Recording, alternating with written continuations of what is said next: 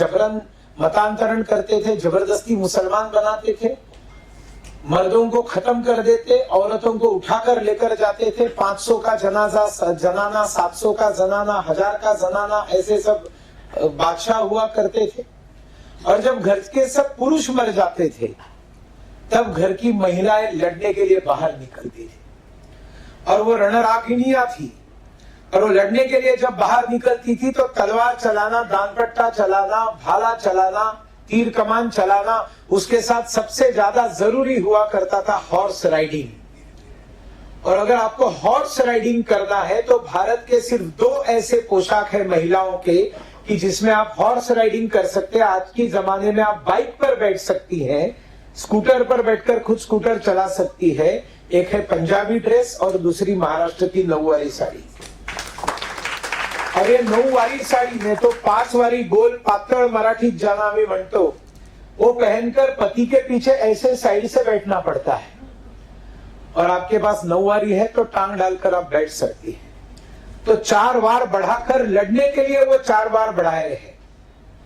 और फिर हम लोग संगम में तो गीत गाते हैं, वाघाच्या जबड्यात घालुनी हात मोजिते दात जात ही अमुची, पहा चाळूनी पाने पाने अमुचा इतिहासाची।